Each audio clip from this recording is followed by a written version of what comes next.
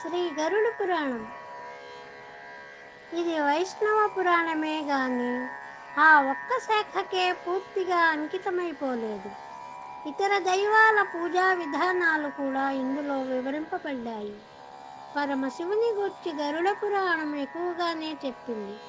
అలాగే వినాయక, స్కంద, విశాఖ, దుర్గ, సప్తమాతృకల పూజా విధానము బోధింపబడినది. బ్రహ్మ, ఇంద్ర, సూర్య, అగ్ని, చంద్ర, వాయుదేవత పూజలు ఎలా చేయాలో ఇందు పొందుపరపబడింది. భైరవ, సూర్య, కృష్ణ, శివ, బ్రహ్మలే అంశాలుగా గల అమృతేశ్వర స్వామి అర్చన గరుడ పురాణంలో ప్రతిపాదింపబడింది. తత్వమసి, అహం బ్రహ్మాస్మి, ప్రజ్ఞానం బ్రహ్మ, అయమాత్మ బ్రహ్మమున్నగు బ్రహ్మ పదార్థ వాక్యాలు కూడా ఈ పురాణంలో వ్యాఖ్యానింపబడ్డాయి. గరుత్మంతుని పేరునే ఒక పురాణం ఉండాలని విష్ణువు అనుకున్నాడంటే ఆయన అనుగ్రహం మాత్రమే కాక ఈయన గొప్పతనం కూడా ఉండాలి కదా. అది చాలా వరకు పురాణంలోనే చెప్పబడింది. ఏవో 2-3 విషయాలను మాత్రం ఇక్కడ ప్రస్తావిస్తాను. హిందూ మతానికి మహాశ్రయం కోవెళ్ళు.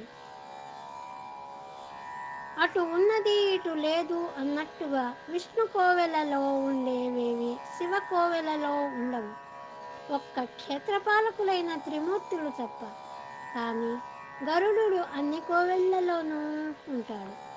శివాలయంలోనే అధికంగా కనిపించే నవగ్రహ మండపం గరుడ చిహ్నం పైన నిర్మింపబడుతుంది.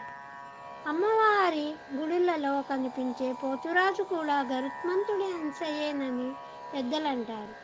కలియుగంలో హిందూ మతానికి పరమాశ్రయమైన తిరుమల క్షేత్రంలో ఆయన పేరునొక కొండయే ఉంది, గరుడాద్రి. గరుడ ధ్వజం పరమ పుణ్యప్రదం. సాగర మధ్యంలో ఆకాశ దేశాన ప్రయాణిస్తున్న వారికి గరుడ ధ్వజం ఒక ప్రాణాధారం. అంతవరకెందుకు, స్వామివారి బ్రహ్మోత్సవాలలో గరుడ వాహన సంబరానిదే అగ్రతాంబూలం. ఆ రోజు పంచభూతాలు పరవశిస్తాయి. ఇది యాత్రికులకు తెలుస్తుంది. ఆ రోజే ఆకాశంలో గరుడ పక్షులు గిరికీలు, ఆకాశంలో సప్తవర్ణాలు గోచరిస్తాయి. ఇది అందరికీ కనిపిస్తుంది. ఇది గరుత్మంతుని మహాత్మ్యం. ఇందుకే వైష్ణవులంతా ఆయనను గరుడాళ్వారు అని మిక్కిలి భక్తితో కొలుస్తారు. అందుకే మహావిష్ణువు గరుడుని పేర ఒక మహాపురాణాన్ని సృష్టించి దానిని భారతీయ విజ్ఞాన సర్వస్వంగా మలచాడు. కాబట్టే ఇదొక భారతీయ విజ్ఞాన సర్వస్వం. అక్షర జ్ఞానమున్న వారందరికీ అవశ్య పఠనీయం.